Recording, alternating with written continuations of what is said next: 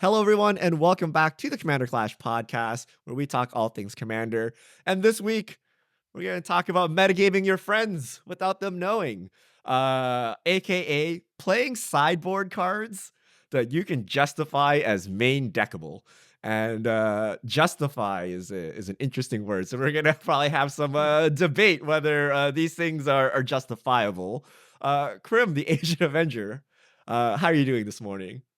I'm good. I'm excited to talk about some of my favorite justifiable hate pieces. Seth, Saffron Olive, you don't play hateful cards, Nope. do you? Oh, no, I hate them. Yeah. And Budget I don't Commander believe Tomer, you. how are you doing? I don't believe any of you. First of all, Krim, why is it all artifact hate? And Seth, you play the meanest cards ever. What about the Commandeer Strip Mine? You don't call that hateful? I did not warn all you. artifact hate. What about the Alright. Cogfather Only by the request. Richard? I'm the Yeah. Cogfather Richard. I've actually been sneaking some of these in. I don't know if you guys have noticed. I'm curious what your reaction is to playing these cards. We don't really break it down when we play Commander Clash, so I'm curious how we feel about some of these cards. But before we get into today's show is brought to you by Ultimate Guard, premium protection for your trading cards. All the gaming accessories we use on our channel are supplied by Ultimate Guard, so you can flick your cards silky smooth like Saffron Olive. Check out ultimateguard.com. And also, our show is brought to you by Card Conduit, the easiest way to sell your Magic cards. Card Conduit lets you skip all the typing, time, and work associated with buy listing. Their curated service lets you send in as many cards as you want with buy list value of $1 more, and you pay just a 5% service fee. You can use their sorted service where you list and sort your cards and pay only 2%. You get a detailed report and fast payment once your order is processed. You can get 10% off by heading over to cardconduit.com/mtggoldfish. And with the sponsors out of the way, it's time for our Ultimate Guard comment of the week. From Imaginary Matter. I think the best way to compliment other players is interaction. Show them that you respect their alligator combo by counterspelling the pieces. Well, we can't really say we disagree with that one. All right, so let's get into metagaming your friends without them knowing. And we are going to go straight to the most hateful and most sideboardy looking cards you can imagine. And these will be sideboard cards against specific colors. So back in the old days of Magic, the colors were very spiteful against each other, and they had very strong effects that gave you an advantage or disadvantage if you played a color. So for example, I'll give you Compost. It's 1 and a green. It's a 2-mana enchantment. Whenever a black card is put in one of your opponent's graveyards, you may draw a card. Okay, and then usually they're reciprocal effects. So like Insight is a 3-mana blue enchantment. Whenever your opponent plays a green spell, you draw a card. And then there's also like normal cards that are just powered up. So Reap is a 2-mana instant. Return any number of target cards from your graveyard to your hand. You cannot choose more cards than the number of black permanents target opponent controls. So like a mega regrowth there. And then like just weird color pie breaking cards like Order of the Sacred Torch. 1 white, it's a 2/2. Tap, pay 1 life, counter target black spell. Play this ability as an interrupt. Can you play these cards? I mean, In technically, a random meta, are you allowed to? And and especially if someone in your pod is playing one of these colors that is hated against, are you allowed to play these cards? I think so. These ones, like, I think once you get to the like boil level of like destroy all lands of a certain color, I think that's probably across the line. But I don't think anyone's gonna care if you play Compost or Insight or Reap. The bigger question for me is why would I? Why wouldn't I just play a good card that works in every matchup instead of something that like maybe if I get like the right opponent, it kind of does something. I thought Yeah. these were slam dunk play. Okay, so for example, everyone plays green. Okay, so Yes. in a blind pod, the odds that someone is green is like very high. And when they play green, this card is like Ristic Study, like on track, right? And then some games, no one plays green, and then it sucks, right? But the ceiling is like insanely high, right? That I don't think, I think it's actually worth it. And it actually goes up if you play like red or like if you play like a looting color or you have looters or you have ways to filter your hand, you can get rid of this. You can pitch insight to force a will. But the Mhm. ceiling is so insanely high that I would play it and I would actually take it away because people would think I'm like cheesing them.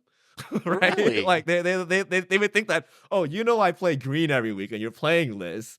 And I think I would have a hard time justifying that I would actually play this at a blind pod because the power level is so insanely high. If I wanted to play like high powered, right? But like I don't know that people would buy my excuse. Like even though I, to me it's legitimate. I think people would buy your excuse, right? Because let's not lie here. Everybody kind of knows green is like the most powerful and one of the most popular colors in Commander. Hmm. So why wouldn't you randomly just throw a dart at something that just like gives you value off green cards? I don't know. I mean, I think that's totally like reasonable. If like I didn't know who you were, you didn't know who I was, and you just saw me play Insight. I do just actually play Insight in blind pods because I think that on average, there's going to be somebody that's going to just feed you cards for just their basic action of the game. They're going to feed you cards. I kind of fall in between the Crim camp and the Seth camp because I do agree with Seth. Like back in the day, a couple years ago, I was very high on Insight, and I was actually the nefarious MTG finance behind its spiking, allegedly. It's not even an expensive card. It was just like a budget card that was like, well, I don't have access to Ristic Study in my budget brews. I'm going to try out Insight. And it turned out to be quite generically good. Like, yeah, sometimes it's dead, sometimes it's not. It's not really like if you have there are better options in any blue deck that are like more synergistic and stuff. That's why I think the angle with Seth is like, why would I run this when I have like better options? I kind of lean to that in some decks, but in some decks, like Richard has mentioned, I think this deck, the Insight is particularly amazing. Like I run it at Min Wily Illusionist, which cares about drawing 2 cards per turn on your turn and other people's turn because you get to make an illusion token each time you draw 2 cards on anybody's turn. And this one allows me to draw cards on my opponent's turns, and then I can draw like an extra card or whatever, make my illusion that way. And I run all the looters. So like Richard said, it's so good with like looting effects because when it's a dead card, you can discard it later. So I'm running all the Movework looters and stuff so that if it is a dead card in a matchup, I can just get rid of it. And it's an all-star there. But like, I don't know. I don't generally jam these type of cards in any blue deck. It has to have like a specific reason. I think the other consideration, like, how much does the color that you're hating on matter? Because for me, if I'm looking to play a card like this, it's probably got to hate on green or blue or pick up on one of those 2 colors. I'm not really interested in cards that hate on the lesser played colors. And then I also think it's probably got to be like generating card advantage for me. Like I can see an argument for Insight in specific, but I don't really understand why I'd play like some color hate removal spell when I could just play a real removal spell that's going to work in every matchup or something. So how much does that play into your logic? Do you care what color these cards are hating on? I think the big thing is that you're not hating on them. You're just like leeching off them. Like right, like Insight doesn't hating on those. Insight doesn't hate on the green player. The green player's not affected by it. You're drawing cards, and it's actually affecting all your opponents equally, right? Like the fact that I'm drawing cards compared to the rest of the table hurts the green player as much as it hurts anybody else, right? Like I'm just ahead on cards. I'm not lowering the green player's board state or anything, their game plan at all, right? Like Oh, to Seth's really? question, I think the upside matters, right? So, for example, Mhm. you could play Pyroblast, which is like a red instant that like is either removal or a counter spell for something that's blue, and you're like, you can just play Tybalt's Trickery. Like what? Like this is just like in the best case, it's 1 mana extra efficiency, or I guess it's a split card between removal and counter, which is actually kind of relevant. But like the ceiling, like how much stronger it is above like a Chaos Warp or Tybalt's Trickery is not much. But Insight can be a 3 mana draw like 12. Okay, Yeah. like like the ceiling is there, right? So it's worth, if I say something like in 80% of games it draws 12 cards, and in 20% of games it draws 0. When you average that out, that is a very good rate for a Magic card, so I'll play it. Whereas the Pyroblast, I think, is much more niche, and you're like, actually, that averages out to like kind of a mediocre card, so I don't need to deal with this.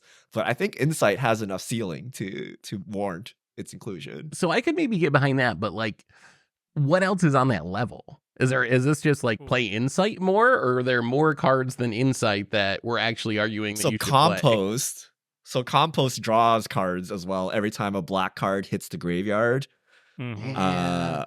What So else is compost actually was so good in a game of Commander Clash that I had to be taken out when I put it.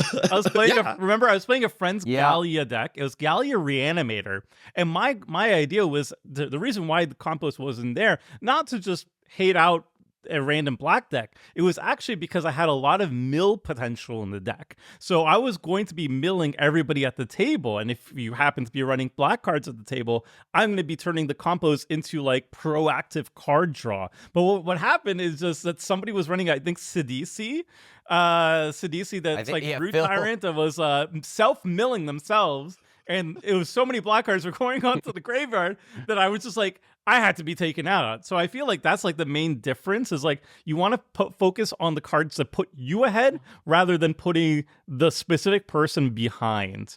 Those are the cards I would be more interested in. And I Is think it not an equal feel bads though? So when you play one of these cards, right, the person that is most agitated by it is the person with the color. Like, even though they're not, like, say, losing creatures or lands, like, every time they play a spell, they're feeding. What are they going to do? Will be annoyed. They're going to be like, well, was that rampant growth worth it to give Krim the insight card draw set? Like, like, you know, like the kind of the heuristic study question happens. And it's like an asymmetrical annoyance. Like, if I just play like something blanket like a soldier, like everyone's annoyed at me. But if I play an insight, only the green player's annoyed at me. Do we want those kind of cards in Magic the Gathering where it's very hateful to one person, but not so much to others? No, I don't think hateful to the player. Like, compare it, like if I cast Insight against you, it like you're playing green and I'm playing blue. Would you rather I play Insight against you or I play Acid Rain, destroy all forests? Like, but the answer is either way, I gotta kill you, Tomer. Like, either way, you're now my arch enemy and I gotta take you out. And one is less harmful than the other, but it creates this dynamic now that happens, right? And the other players want to kill me too. Or you. Like, either way, the other players want to kill one of us, whoever's trying to pop off harder because of this dynamic, right? Like, kill Sets because he's feeding Tomer heuristic study cards. Like, it's that weird synergy thing going on, right? The feel bad's way different though. Like, I think power level might not be different between blowing up someone's lands and drawing a bunch of cards when they cast spells, but I do think the feel bad's a lot different. We've seen time and time again that commander players, like, if you're doing your own thing, they're pretty okay with that. But once you stop them from doing their thing, that's when they start to get salty. So I would imagine something like Insight or Compost. I'm still not sure I would put those in my decks personally, but I would be very surprised if you got salted out. Acid Rain or Boil or something, I think you would definitely be very much getting a lot of salt from the table. That's because it's land destruction. Why would you be salted out over those? Or even like Nature's Ruin, just 3 mana black, destroy all green creatures. Like, if you're playing that, that's kind of like putting a target on one player's head when you could just be playing Toxic Deluge, which is strictly better card. So that's kind of setting a pretty forceful message to the green player that I don't like you personally, because you could just be playing a destroy all creatures for the same mana cost, basically, in Toxic Deluge. Okay. But that's the message. Krim wants to be hateful to the green player. Yeah. Like, are you kidding me? Why would I feel bad about blowing up the green board or the artifact board? Right? Like, if I could just shut down those things for fun, like, why wouldn't I? Krim just plays Acid Rain on the off chance. He'll play blind on the off chance. It's a mono green player. Acid Rain combos, right? Because with Yavimaya. I do it without Yavimaya though. That's what I'm saying. Like that's the thing. I don't do it with Yavimaya. I have a color shifting deck, right? That's why I have like some of these cards, like Order of the Torch or whatever, and then I shift it so where it only counters green spells, because I color shift it, and that's the whole purpose of the deck. So. But when I play these cards outside of that deck, maybe Insight, I don't think that the feel bads are any different than anything else that happens in Magic. There's always a feel bad somewhere in Magic, right? So I'm not too worried about that. And if anything, if you like boil me or choke or whatever, I can't help but laugh. Like, if you're playing such a narrow card that, you know what? You deserve it. You got it. You Oh, got no. me. I deserve it. You got it. So the CDH community has concluded that this is optimal, by the way, right? Because Seth was asking what cards are actually played. So Carpet of Flowers is a 1-mana green enchantment, where at the beginning of each main phase, you can add mana based on how many islands someone has. And of course, CDH meta, there's a lot of islands going around. Same with Pyroblast, right? Like these are definitely single color like hate cards that are super efficient that people just play because it's optimal. And like, yes, there'll be that one time you play Winota, Slicer, and something else in your pod and you're super sad, but like that's not common, right? Usually these things like Veil of Summer is another card commonly played. So they kind of Although work. I run Veil of Summer a lot. I like that card. I think the CDH meta has less color diversity than the casual meta, though. Like, CDH is a very blue format, so if you're hating on, like, playing Carpet of Flowers or a Pyroblast, the odds of you actually having no targets is so low, and I think in casual, that's a much more realistic Casual? possibility. Not a very green meta. I mean, Well, I think in casual, you're going to run into a lot of green. Green would be the Okay. color I would be most hyped about hating on in casual, yeah. Just a quick shout out on Reap as well. That's the one that we kind of like glossed over. But instant speed, super regrowth if your opponents are running black is really good in my Calamax deck because Calamax doubles instants, and this is like an instant regrowth.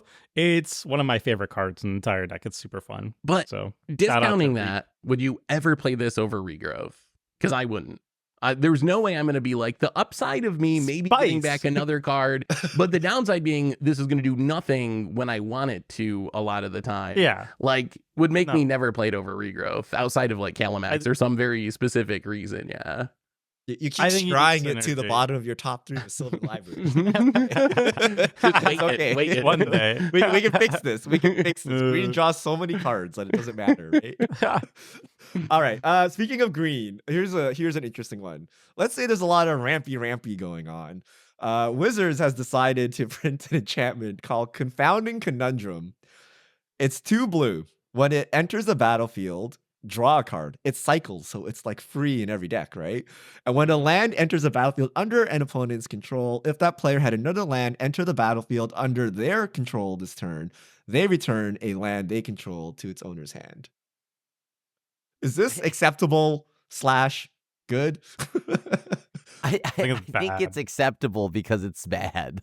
Yeah. Because I feel like this is, at first I was so hyped. I was like, thank God, ramp hate. And then I played it once, and all that happened was they bounced their stupid Passeju back, and like they started. Oh my just, like, god. they get their like MDFCs back, and they actually, it's not a threat when they intentionally had the Passeju and still didn't remove it. Like,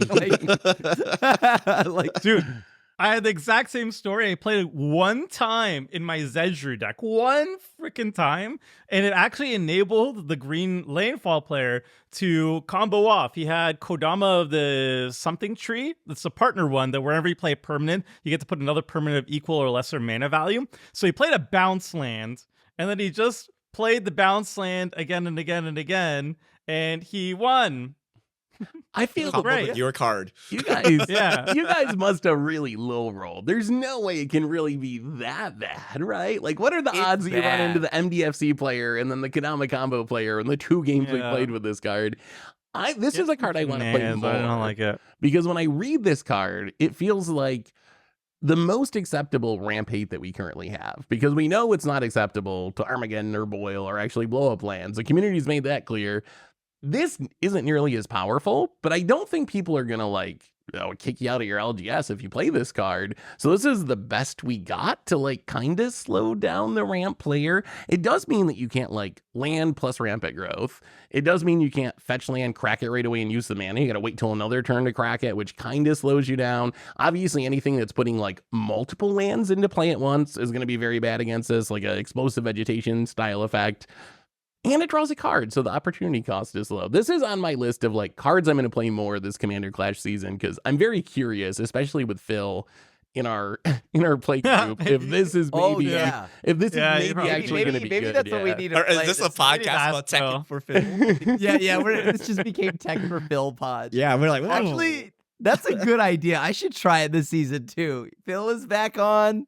So I Yeah. think we really gotta. I feel this gets you killed. I feel people see this, How? and it's asymmetrical, and you're just annoying, right? Like you can't play even if you're not ramping. First, everyone ramps, but if you're not, you're still going. Fetch land, can't even crack it, and of course you're gonna crack it anyway, and they're gonna be bounce God, land, right? Like No, it's they just crack annoying it on that you not would just their start getting turn. killed, and then like I mean, it if you're doesn't playing this do card, anything. you're trying to get the person cracking the fetch land. So I don't know. That's I guess It's like, kind of like strip mining the bounce land. Like you annoy the other person, you slow them down, but like you didn't really further your game plan, and now you got like an angry person like coming at you, and like like what did you what are you accomplish talking here, about? really? I'm a devotion deck. This is devotion of Yeah. one. to blue. honestly, like there's two cards. There's two ways I see dealing with lands.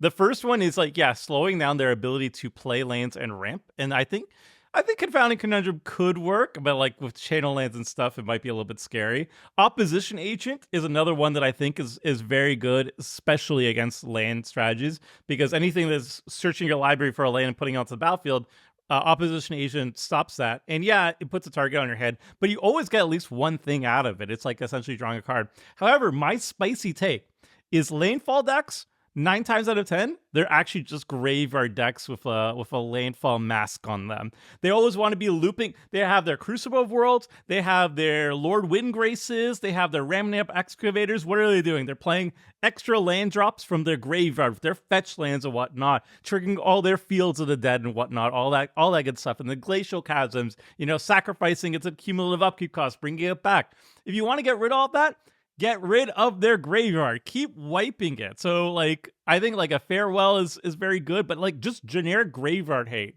actually hits landfall decks really hard, in my opinion. What do you guys think, though? Do you They think still graveyard? kill I you. agree. If you have a rest in peace up, they still kill you with their ramp. Like, Yeah. it's one of those things where it slows them down, but it's still so powerful that it kind of does nothing. Like What do you they'll just What do you do? they'll just ramp ahead and beat you with their 10 mana when you're on 6 with the rest in peace out, right? Like you're like, okay, whatever. I'm still gaining advantage here and slingshotting ahead. Yes, I don't have my infinite value engine online, but it's more value than you still. So Hear me out. Hear me out. All right. Urza Silex. the heck Is that I allowed? like that card. What is I that like card? that card. Because so that is a card that I play to also kind of help mitigate the games of ramp where they go wild, right? Mm-hmm. But it What does it blows do? up the board. It's a 3-mana artifact, right? And let me get the exact wording on that, by the way, because I'm summing it up for what I care about what it does. But yeah, so it's a 3-mana artifact. It costs 2 white to tap, exile it. Each player chooses 6 lands they control. Destroy all other permanents. Activate only a sorcery. When Urza Silex is put into exile from the battlefield, you may pay 2. If you do, search your library for a Planeswalker card and reveal and put it in your hand. So if you're a Planeswalker, there's a little bit of benefit to it. But it blows up anybody that is absurdly ahead on resources, right? Some people go wild. They're just like, you know what? I'm going to go up to like 32 lands right now. Well, now you're down to Still 6. not acceptable. How is Yeah. this not acceptable? Like there's How is this the not red ones acceptable? that bring you down to 4 lands as well, right? And then 4 lands is a bit low, though, right? 6 feels like you do a lot. I- Six what is about a Follow Thread? lot. Is Follow Thread okay, where you destroy everything and people get like 2 lands No. a turn for the next 2 turns? No, because that thing is like that. Usually, if you play Follow Thread, you know they're gonna exile your graveyard or something like that. So, but the one thing about Urza Silex is it's also a sweeper. It's a sweeper. It can clear the No. board. No, you No, can't. it is. It's a sweeper. The one Wait. the one way you can play this card, Grim, is in your Super Friends deck. If you play it in your I Super do. Friends I deck, do. and when And you people blink start it? yelling at you, you're like, I'm just playing this to tutor. I didn't even want to blow up your land. Then maybe you can get away with it. Yeah. But I don't think you can just That's play true. this as a Wrath in your white deck and not get people pissed Why off. not? Why not? Because 6 lands is still a lot, dude. Like you have 6 lands. That's more than I've had in multiple Commander games. Yeah, that is I'm true. with Grim. I think Like- 6 lands is very fair. Like you could Yeah, cast right? all your spells. I You're am very fine. curious if the comment section, let me know if you think that 6 lands that's fair, right? It's not like Honestly, I'm I don't blowing think it's enough. Like Yeah, the land deck exactly. still has 6 lanes. Like they're still just gonna pop off. I want pain. I want feel like they pain. wouldn't even care, to be honest. They're like, all right, cool, I'm gonna ramp again. I'll go back up to 40, and then 40 okay. lands. I'm gonna just So splendid I reclamation, got put all the cover lands you back guys into my that- battlefield.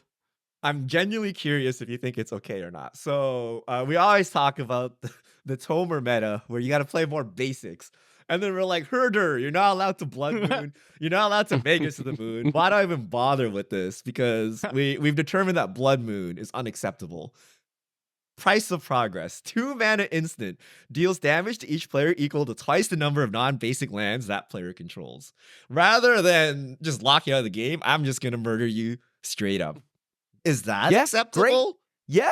I think that's Is it? amazing. You know what? Don't just Price of Progress me. Price of Progress me, then Snapcaster Price of Progress. Yeah, I welcome finish the job. the Price of Progress overlords. Like, well, like, yeah, you should definitely, if you are a red deck and your game plan is aggression, this is your big bolt. This is a multiplayer bolt right here. And so I don't see why you wouldn't. This is great. I fully approve of this. I would say, like, if you're a burn deck, you should be seriously considering Price of Progress, because like there's a lot of commanders out there that, like, when you deal X amount of damage to your opponents, you get something really sweet going on. I don't know if it's Immodane. It's something. It's like one of those where it's like you deal damage to the face and you get a big biscuit or something, or you have like a Chandra's Incinerator. It's like whenever you deal non-combat damage, you deal that much to a creature. Like, yeah, burn decks love doing to the face, and for 2 mana, you get to do like 12 to each person's face. I don't think you guys Good. understand how strong this is. Like, I will play this in my deck as the only win con. Like, Right? just load me up with like 20 Spirited Companions and 1 Price of Progress, and I will dome you for like 24 at the end of the game for 2 mana instant speed, and you will die. Right? Yeah. Like, that's how strong this card is. Good. Because people will great. have 10 non-basics, right? So is that fair? So you're saying this. So you're saying this is the red counter to a Teferi's Pro. Teferi's Pro on the stack. I cast Price of Yeah. Progress. Yeah. Yo, we Yeah. have other So very pros. But it's Sure. instant speed Blood Moon that just murders people. It's It's not Blood Moon though. It's not Blood Moon. Yeah, I you're- think this is totally You're fine. not stopping them from doing their thing. So I think people are fine with this. Although I would say, is this even a hate card? Like, I don't know if I view this as a hate card. I think it's just like a finisher. Because one thing I've noticed with this card, I think last time you cast it on Commander Clash and like killed me with it, I wasn't the ramp deck. I think the ramp deck actually didn't care that much because they were just ramping all basics. So they're like, oh, whatever, I'll take 4 or whatever because I just got all my 4s anyway. So it's just me playing my He had MPFC Zurin that Orb. ended up getting, He had Zurin that ended Orb. up getting He had absolutely Zurin wrecked Orb. by it. And I don't think I ramped it all. Non-basic land hate rather than ramp hate, Yeah. right? But usually, depending on how the ramp players play, they could be ramping non-basics as well. But it's Yeah, basically a Blood Moon. If you feel the need to play Blood not. Moon, but have a conscience, It's not Blood put Moon. Price of Progress. No. I don't know if I'm I sleeping think you- well you at night keep- with this either. I see You this as keep a synergy. comparing The it to game's Blood gotta Moon. end. It's not that. It's not a Blood Moon. It's just a burn spell. Yeah, That's all it is. I think this is just a burn synergy piece. Like if you're running like Yeah. what was the new Phyrexian God thingy? It's like when you would deal damage, you deal like double that much. Sulfim. Yeah, you put this in Sulfim. Put this in Sirkara. So you draw 3 cards. The while new burning people. god. The new Neheb. god from Ixalan. Yeah. Where is it 2 These Oh, no, are good damage? that's- justifications for hating out the non-basic players. I like it. That's Can't a you non-bow, just right? Put this in any deck Yeah, though. that's not Like, wrong. isn't this Yes. just like 20 Yeah, if you damage? need And another like I win the finisher. game in the late game. Like, Like, Yeah. if I gave you a spell that Ah, was 0 2 mana damage to instant, me, come deal on. 20 damage to each player, you'd be like, "Ugh, I think I need synergy. Let me put Yeah. in my, like, no, right? You just put it in and Right. it works. And if you have I love synergy, that's this. even better, right? I'm immune, and you all die. It's great. Yeah. Okay. I don't see why you shouldn't be able to play it. Oh, All right. yeah. So we cool with Price of Progress? Okay. yeah. Yeah. Price is fine. It's totally fine. All right. How about Karn the Great Creator? Are you having an artifact meta? Yeah. We got a Planeswalker for you. 4 mana Planeswalker. Activated abilities of artifacts your opponents control can't be activated. That's a static. And then +1 until your next turn, up to 1 target non-creature artifact becomes an artifact with power toughness equal to its mana value. That like kills clues and treasures and whatnot. Also animates stuff if you care.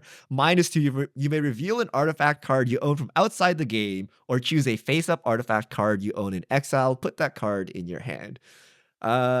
Usually not relevant unless you're trying to like protect an artifact that goes into exile. But the Burning Wish part doesn't apply in Commander. It comes up more often than you would think.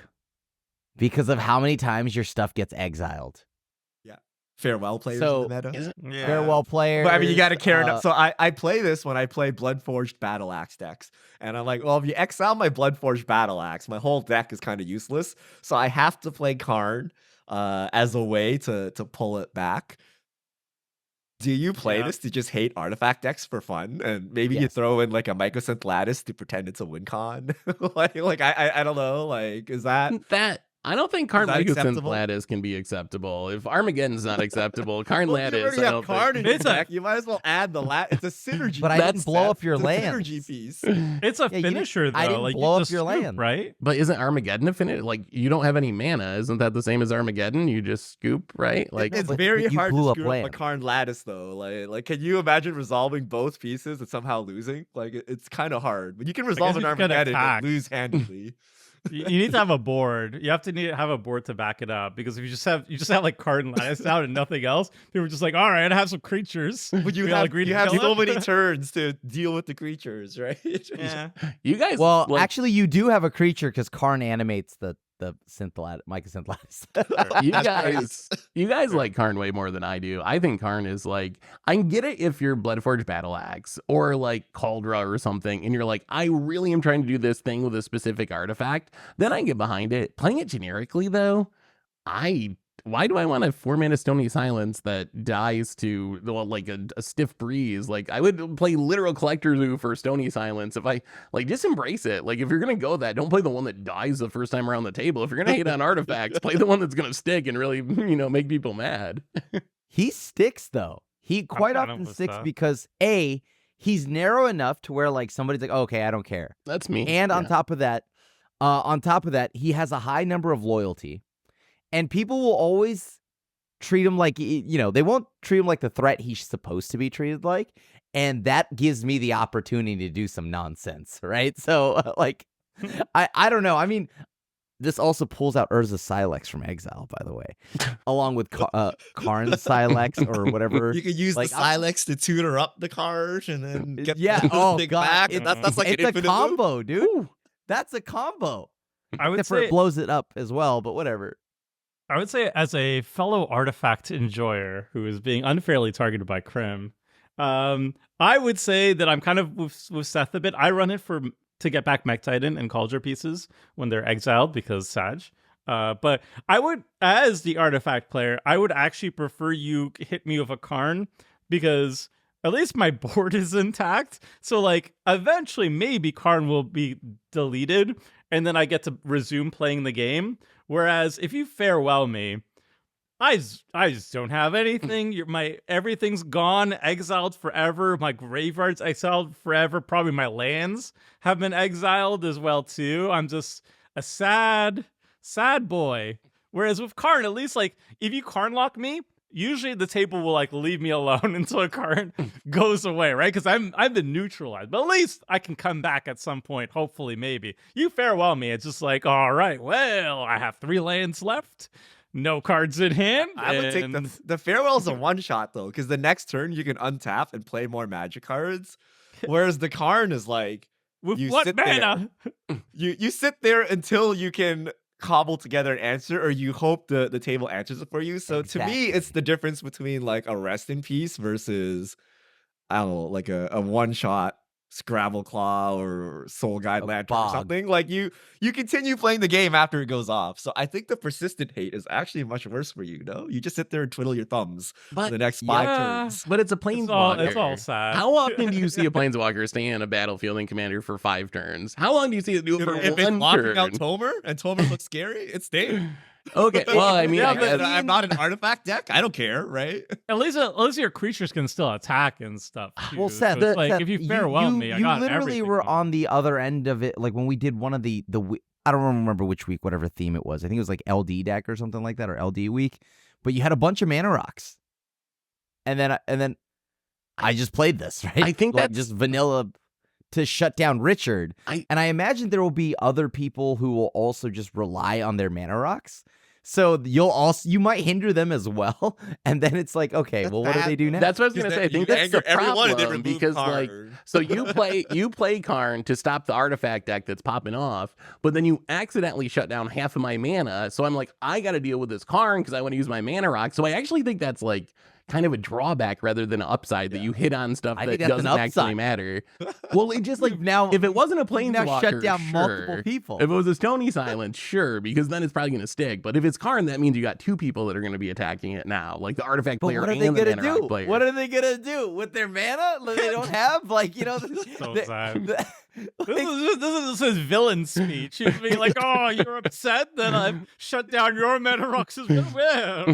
What are you gonna do about it, little man?" Yeah, All right, exactly. how about artifact hate that progresses your plan? Okay, so Viridian Revel, 1 green, 3 mana enchantment. When an artifact is put in an opponent's graveyard from the battlefield, you may draw a card. Let me tell you something, Richard. That's very cute. You can have 100 cards in hand when you lose the game, because it does. You got to understand here. The artifact deck literally does not care. Look, if you can't draw 100 cards to deal with the artifact player, you got to rebuild your deck here, because it's not that this is you not an can't artifact deal. player, right? Everything makes a treasure, right? So like just random. This is when I remember an artifact. Yeah, so it should trigger off treasures. So just random red players making treasures, like white players making treasures, like everyone makes treasures. In addition to people actually playing like real artifacts, you draw a card. It's insane, right? Like, Oh no, Also- it's very. are people gonna not very use their cute. treasures to prevent you from card drawing? I know Seth will crack those treasures in a heartbeat. I will. Yeah, well, Seth is a different different species of gamer, right? Like do you think you'll draw enough off this though? That's kind of where I'm at. Like, you need artifacts to not only be played but to go to the graveyard. I feel like I probably want to be like blowing up artifacts, or if I'm giving my opponent treasures or something. Green, you have Bane of Progress. All is good. But that's exactly it. You're in green. So I think that your version of artifact hate, you don't really need to worry too much because you're green. Everything your deck does blows up artifacts. The problem is you're drawing all these cards, you're doing all these things, but it doesn't matter because now that you've fired off your one-off answer, because you don't have farewell in green, the artifact deck just loops it. They just do it again, and they do it again, and they do it again. They always have a way to do it again. It's so that's the problem here. So you want to shut Love them the down, like graveyard. they actually like okay. You're I gonna believe draw that your whole most deck, decks, and then you can farewell them. Yeah. if you're in green white, sure, but then you're a Selesnya gamer, and then that means I don't care what you're doing. I mean, you have you're like Selesnya. insurance and players. stuff. You could get rid of their graveyard as well too. I Sure. played this card, by the way, because I remember there was hype for it like 3 years ago, and I tried it, and honestly, I feel like green just has more consistent sources of card draw. But like, if you have ways of giving your opponents artifacts and maybe blowing them up, like Kibu Uktabi Prince is all about like giving opponents bananas that they can sacrifice for mana and stuff. Like, if you're something like that, it's super fun. Or with like the silly like vampire that gives them like blood vials and stuff. Like, yeah. But can you play this in a generic like because you can play Karn literally anywhere because also it's Yeah. colorless. I don't see you playing this ever in like a blind, non-Muktabi like deck. I Really? wouldn't play this. I don't. Why would I play this? What if you go Viridian Revel, Mycosynth Lattice? And then since you're playing that, you might as well add a card to your And then add the card. What? Well, and then no do? graveyard deck. Like, look, Phil is on this season. You know there's a lowness happening every game and an academy manufacturer or There's whatever. a tireless tracker, Like tireless tracker. Like, is Viridian Revel just not cracked? I mean, I guess, but then now we're just very specifically it's- metagaming it's- Phil. Well, no, but it works against almost Phil has everyone's to be deck, stopped. right? We're also going into a clue deck. Like, keep in mind, we went from heavy treasures like 2 years ago. Last year was all about food. We had Lord of the Rings was all about Yeah, Lord food. of the Wilds of Rings. Eldraine had a little bit of a food theme, and now we're going into Murders of Karlov Manor, which is going to have a clue theme.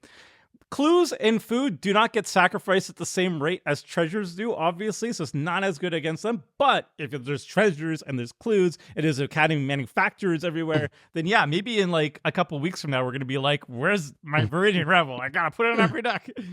Why not just play Karn and have it so none of those get So sacrificed. you don't draw any cards. As they try to murder you, you're just gonna die. Well, they will try, but the thing here is that's good, right? You've slowed them down long enough. Like, this is good. All right. Speaking of Phil Tech here, this one's coming back, and I'm not ashamed of it whatsoever. Homeward Path. Okay, it's Hell a yeah. land.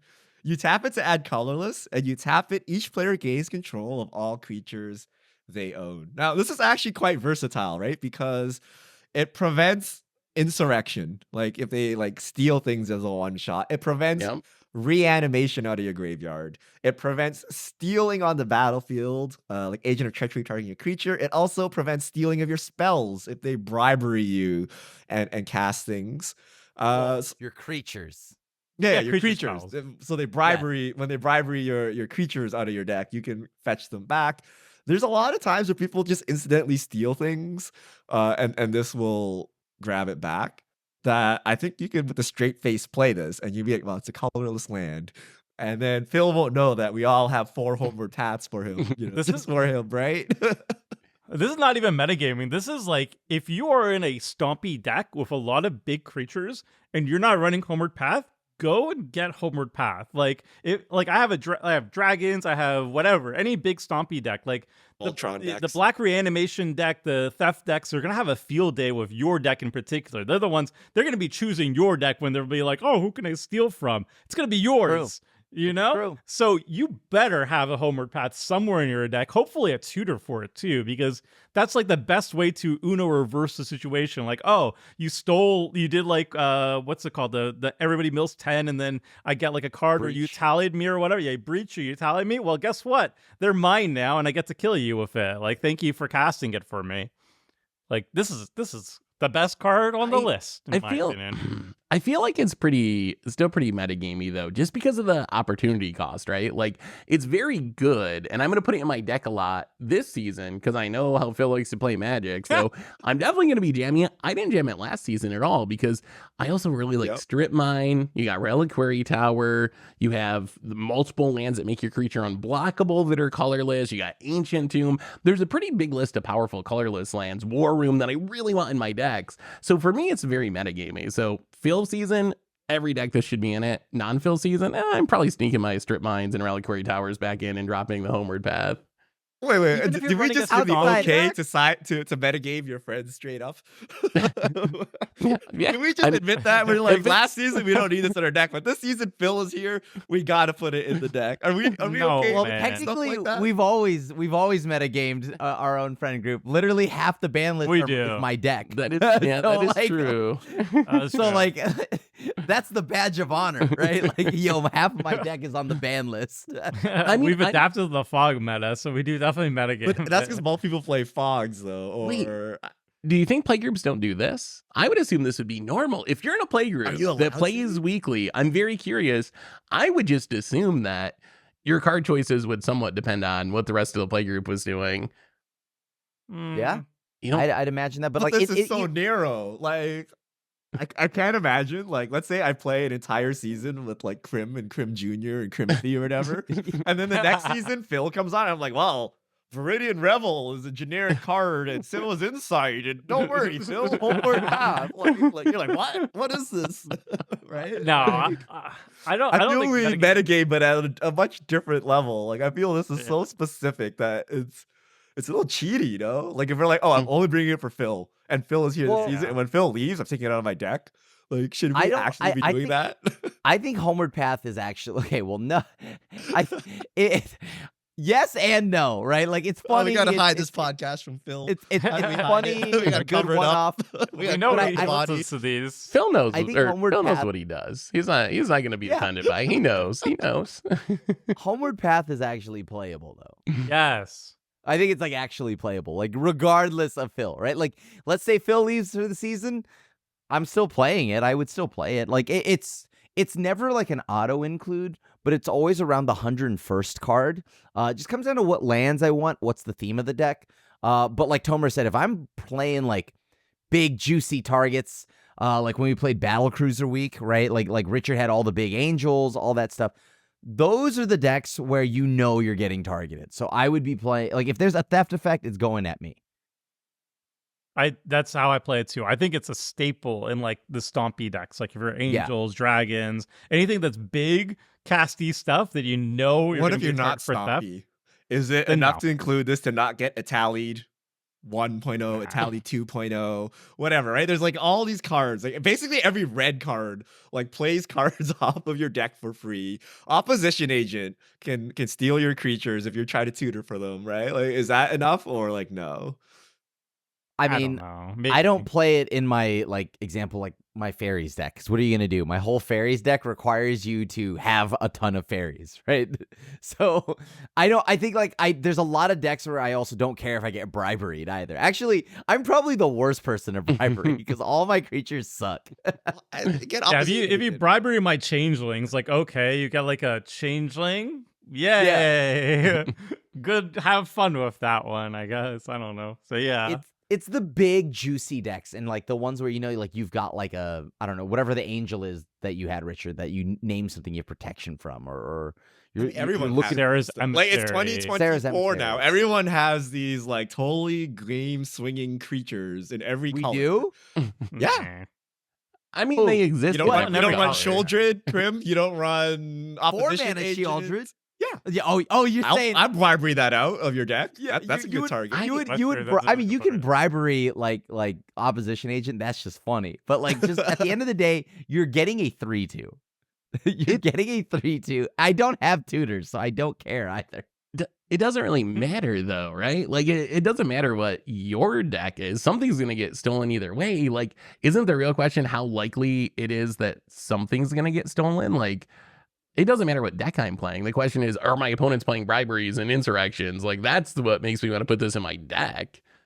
But the thing here is like, if you just have low value target things that they'd steal from you, like I just don't care. I mean, like if you're running Kithkin, then Mhm. okay, right? Yeah. But like most decks will have like these cards that are just insanely strong, like random white deck, and then Avacyn, Archangel of Hope, Yeah. right? Like you know, they're like, oh, that's kind of scary, right? But I don't see that many briberies. I usually see like exile a top card of your library until you hit a non. Like Italy is that. It doesn't like Itali, the dig red through cards. your There's a lot of library. them that do that. Yeah, but it doesn't like if you have a real like trash synergy creatures and then an Avacyn, what are the odds that they're gonna off the top hit your Avacyn? That's Probably true. low. So All right. if there was a lot of briberies, I mean, these are all arguments for why it's even more suspect to play this with Phil on the season. You're saying, I'm- saying like there's actually no value unless Phil is sitting there, Yeah. and then there's a lot of value. if you're Uh, Stompy, you run it. All right, Krim. Krim's very gung ho about these sideboard cards. Let's flip the tables on him. Let's say there's a lot of counter magic at the table. Let's say there's a lot of instant speed spot removal. You don't want people messing with you. You can run Grand Abolisher. Double white 2/2 human cleric. During your turn, your opponents can't cast spells or activate abilities of artifacts, creatures, or enchantments. I think right now we have 4 or 5 Grand Abolishers that are possible. Myrel. There's the Selesnya one. There's a white soldier one. There's like a bunch of them Myrel. that basically say during your turn, your opponents can't cast spells. Is this acceptable? Yeah, It's I think that's great. Better be. yeah, it's acceptable. Why wouldn't that be? But I think it's only good in specific decks. Like this one really depends on my deck. I don't play this card just because Crim's at the table, and I know Crim's going to have every counter because we played together for many seasons and I don't run this. But if I'm playing some sort of like combo deck or a deck that really needs to have like a turn to do a thing to win the game, that's where I'm going to play Grand Abolisher. So I think it really depends on like what my deck's trying to do. If I'm just like doing generic things, I'll figure out a way to play around Crim's counters. But if I really got to have this turn to myself to like be able to do my cool thing, that's where I really want Grand Abolisher in my deck. Or just as an aggro deck, because I play Grand Abolisher in my humans deck, right? And I just want to. I don't want to deal with politicking. I don't even want to give you the option of responding. I'm just gonna take my turn and go to combat, right? And I know that I'm going to combat. So Myrel, Grand Abolisher, those are in my humans decks, and it just feels so good. So Here's I think these are definitely a must, right? If you can have counterbalances, counter spells, all of that, then you can also have things that just shut them down. I would argue that this secret. I was gonna say this doesn't matter for counter spells because you can play around counter spells. You know, you can't play around Seth. fog, That's Teferi. That's what a I fog meant. meta It answer. beats the fog It meta. beats the fog meta. It's the This is fog the way to meta. beat Oh, the fog no. meta because you're Counter like what? counterspell. I can play around counterspell. How do I play around you phasing out for the whole turn? Yeah. There's like It's no playing true. around that. So you slap down the Grand Abolisher. You want to phase out now? What do you want to Yeah. do, boy? like, you know, Mhm. like it's Don't actually degrade very Teferi's versatile. protection by calling it a fog. Okay, I'm just letting you know that right now. Uh, That don't do that. You know, When you say fog meta, it is actually a fog. Okay, like Teferi's not Pro is a Teferi's Pro. fog. Teferi's Pro No, is it's not. It's a super good fog. card. I also good feel card. like Grand Abolisher is a little bit power crept these days. Like it's the 2 mana one. So I guess if you just want that effect and you're like a combo deck or something, or humans, then it matters. But like Kutsil Malamet Exemplar is insanity because it works the same way. It's 3 mana, but it also could draw you up to 1 card per opponent to dealt damage if your creature that he dealt damage with has a higher base, higher than its base power and toughness. Like it has a +1/+1 counter or whatever on it. That's ridiculously good. And then there was like Ranger Captain of Eos. It's like it tutors up a 1-drop, and then you can sacrifice it to make sure your opponents can't cast spells for this turn. So that's great for combos too. Like there's a lot of options here, and I think all of them are just really good. Like gets around the fog meta, stops people from messing with your combos. If you whatever you're trying to do, like they can't stop you on your turn, and it like just guarantees that lethal attack or whatever, or the lethal combo. They're just super strong. So Would you jam it randomly, or is it a Yeah. meta pick though? No, I would jam this randomly. Like because what? All of a sudden, Very pro not people just that. don't play instants. No, people still play instants. People still play interaction. Also, I don't believe in interaction. well, whatever if you do or don't, the thing is, it doesn't matter now because you don't get to use it. So it's my turn. I'm not going to ask you if you have any responses once it resolves. I'm doing what I want. It's time to go to Hearthstone mode, and I'm going solitaire. Let's go. So Richard, as the grandfather of the fog meta, is this a better answer than like Questing Beast, Insult Injury, like the damage can't be prevented? Like if you're worried about getting fogged out, this is the way to go. I would say because Tomer loves synergy, right? And this synergizes with everything, especially Grand Abolisher, because it triggers your Mentor of the Meek, it triggers your Tocacious Welcome. You can Savine's Reclamation it back or whatever. It's also a human cleric.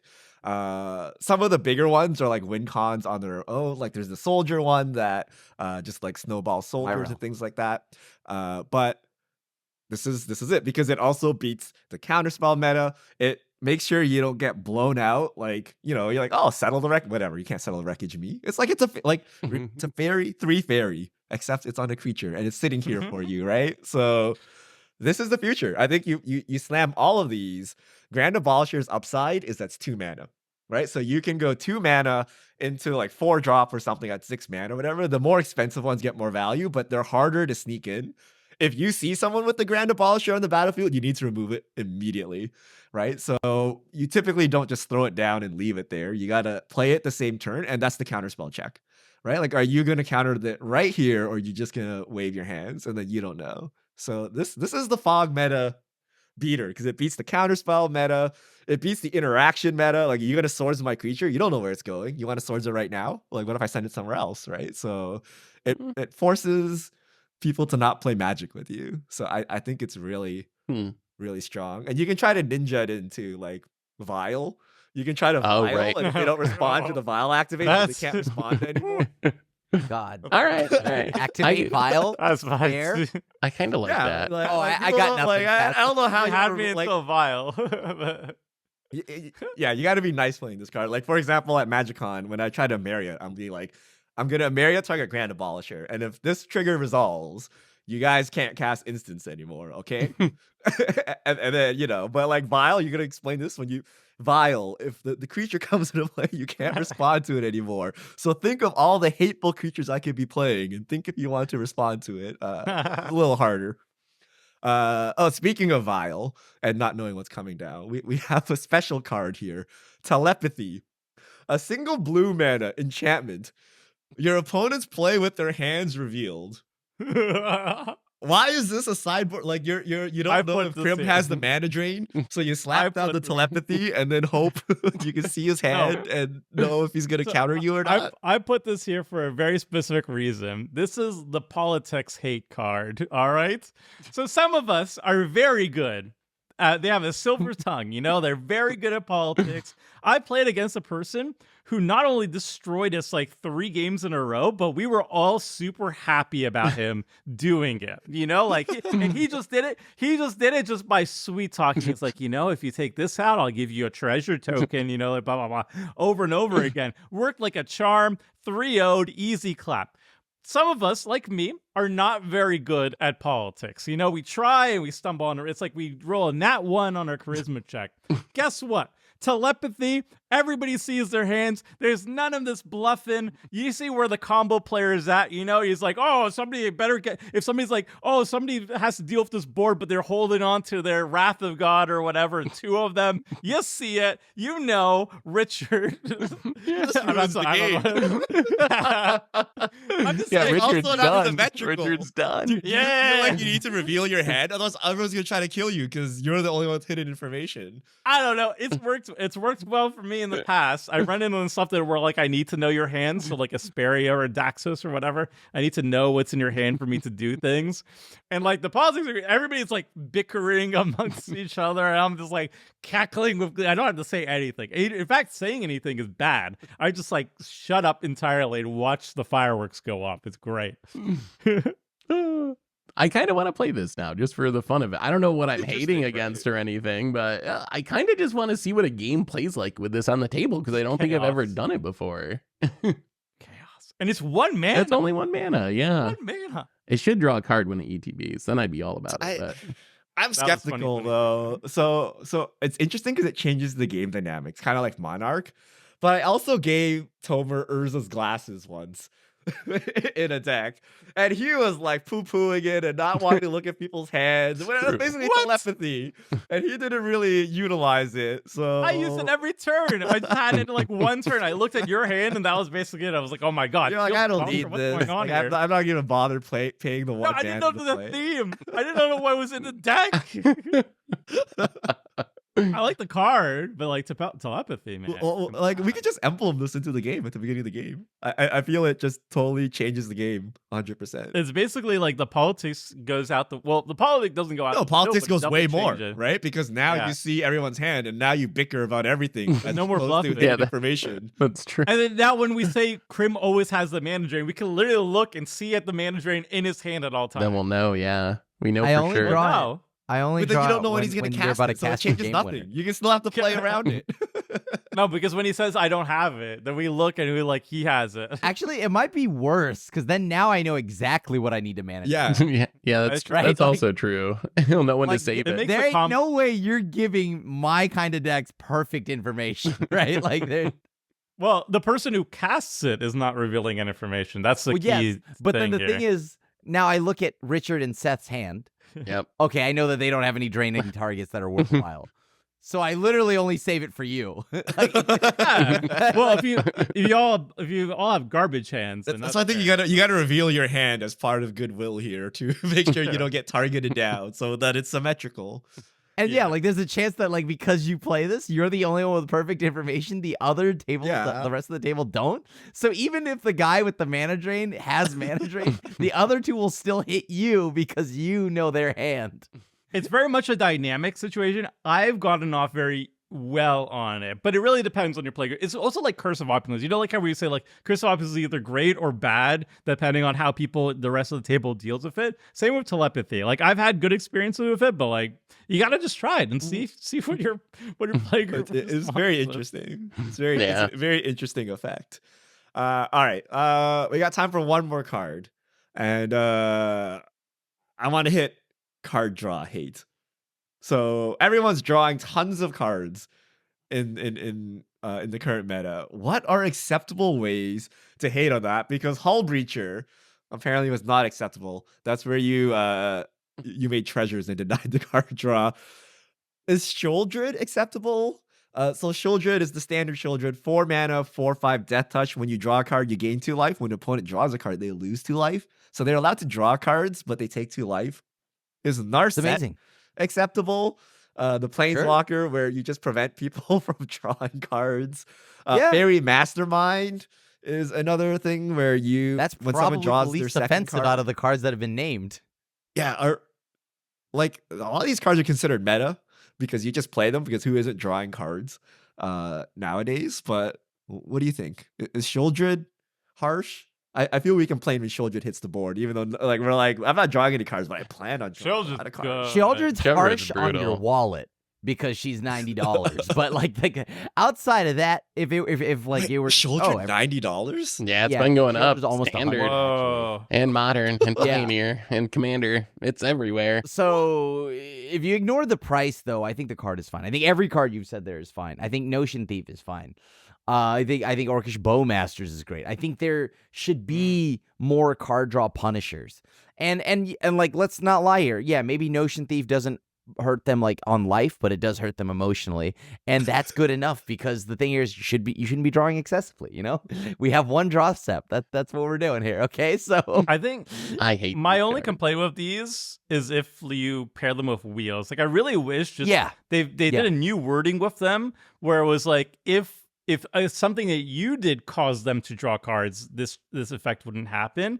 But Yeah. if they're doing whatever, then they get like It's- the yeah. Notion Thief wheel kind of sucks because then we're like kind of dead, but we still have to It's the exist. Whereas worst. Shieldred, you do Shieldred wheel, like I'm gonna die at least. Yeah. Thank you. Like the game will be over. I feel Um, it's got a little bit of the like Karn Lattice issue, right? Where Richard was like, well, if I got Karn, why wouldn't I put Lattice in my deck? I feel like once you're adding Narsets and Notion Thieves to your deck, isn't it one of those things where like, well, why wouldn't I put a wheel in my deck to just accidentally get free wins? So like that's one of my big issues No. with these cards too. No, like I don't even put the wheels. Like unless I like the one time I accidentally had a commit because it just went to the graveyard. Well, I Right, feel but, we've like- been Narset wheeled and We have been a few times. Notion wheeled by Crim multiple times. I think Crib has attempted to, but I have actually pulled it off. Yeah, like I only did it. I forgot when we played like the first deck we ever made when I had Notion Thief and wheels, right? But like outside of that, I actually just love denying you the card draw. That's it. So that's the main goal, and I think all of these cards are great for that. If I could find a way, I wish I could punish excessive card draw more because one thing I've noticed is when I play these cards, the game ends faster. Right, and that's because people aren't trying to Because sit there, they kill you durdle. Well, no, like either they kill me or they don't, right? But the thing is, It's because they just I got up would- at they're the not last. sitting- I've they're not saying. sitting there and going like, "Oh, I'm gonna draw 40 cards. Give me 40 cards. All right, now let me look for this." I don't have to worry about any of that because you've got What? the 6 cards in your hand and that's it. Yo, I was playing I was playing Min Wily Illusionist and somebody played Shieldred, and then they put a boots on it, and then another person copied the Shieldred. So there were 2 Shieldreds on the battlefield. I was playing Min. You know what I did? I tried drawing into an answer. I died, Yep. but I was happy. What are you supposed to do? Not draw into an answer? You're just gonna sit there? No, right? I You gotta draw to find the answer. I feel like Fairy Mastermind might be the most fun version of this effect we've seen so far because it does punish people for drawing extra cards, It doesn't punish. but it doesn't. Punish. But it does that by giving you more resources rather than by keeping them from playing But Magic. only one, which is Not the enough problem. for you, Krim. Only No, one. because like think about it. They drew 30 cards. You got 1. Right? I'm like, there's also That's time cool. equity, right? Richard's you- talked about that before. Drawing cards add doesn't- punishing drawing card draw cards by doesn't drawing take that cards. long. Oh my goodness. You guys realize what you guys are talking about here? I don't, Well, Like, I what if love- I play I love- Consecrated Sphinx? Okay. Punishes we all- card draw. but we all like Fairy Mastermind, right? Like Krim, you play. Yeah, it. Fairy Mastermind. I amazing. love it. I love the card. And It I doesn't love punish. effects like that because it allows me to kind of keep up when people are excessively drawing, but I want more punishing effects, the ones that actually Shieldred. hurt you. Like Bowmasters. Shieldred, Bowmasters. Those is very Yes. good. Yeah, Those are two. amazing. I That's- love that's those. price of progress.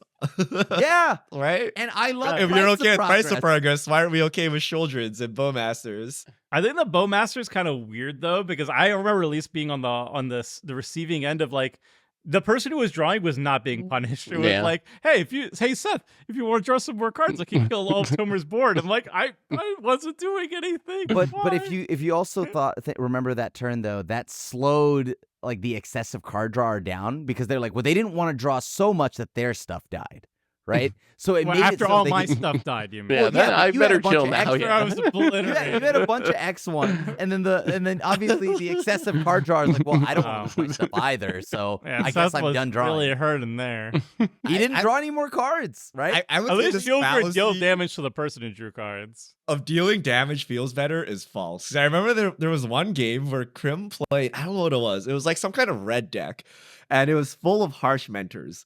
So it was like it was all like stacks effects, but they didn't stack. They're you. not They just, stacked. They just It was domed stacked. you for like 2 damage. But the end result was you couldn't play a game of Magic the Gathering, and you were You upset could. at Krim. You just took damage. Right? So it felt exactly the same as if he just winter orbed us. And therefore, I No, don't think it changes anything, really. You're like, yeah, you can play your spells, you just die. I'm like, oh, You okay. don't. You don't. You just Yep. take 2 damage in numerous. But you It's like you die. have the anti-search Obnixilis out, the one that domes you 10 if you search or whatever. And you're like, oh, Oh, that's you so can fun. play your game. Go ahead and search. You're like, actually, I can't. You can. It So just- I there's- feel they're the same as stacks pieces, even though they're They're technically not. burn pieces or whatever. Yeah, I they're feel like burn. these are the same play pattern. I do worry about there being more and more of these staples because I think the more redundancy is, the less You're fun. the the excessive less card fun drawer. it'll be overall. Well, yeah, I might have a personal stake in this one, but still, I don't know. Shieldred's a $90 card. You can better believe Wizards just figure out how to make big Shieldred and bigger Shieldred for Commander. Oh yeah. Yep. I mean, it's. I think it's like obviously a very very powerful card. I do prefer the table dying than getting our hands destroyed. But yeah, it is like it puts a. But we You don't have to die. take out We the just don't shielded play- player. We just don't play spells. We just slow the have game further as we try to naturally draw our answer to Shieldred or whatever. Uh, I And then guess. die while you do it because you take too long, right? Okay, so those are the cards we hit up. Let us know in the comments what you think. Are some of these too hateful? Are we allowed to play them against Phil this season? Are we missing any effects? Like we had like the straight up, stacks pieces. We had the you draw thing, and then we had the you take damage thing. Are there any other kind of like hateful sideboardy cards Graveyard? that we're missing? Oh, We I mean, talked- Graveyard we have a whole podcast on. Yeah, yeah. that's right. but yeah, Graveyard Hate falls in here as well. Can we have a typically, we podcast play the cycle on how to ones. beat artifacts? What about artifact decks that are being unfairly targeted? Can I run Soul Scour in my deck, destroy all non-artifact permanents? Would that be Yes. okay? That's not- totally Is fine. that a metagame I think that's choice? It's a 10 Yes. mana sweeper It's that because an Freeman's being artifact mean deck to can me. cast. That doesn't say Yeah, not 2 land, seconds. does it? No, it you does not. blow land too. Oh, Ugh, yeah, that might be an issue. But I- at Armageddon. I'm only gonna put it in against Krim with Grand Abolisher because he's being really mean to artifacts. Again, why?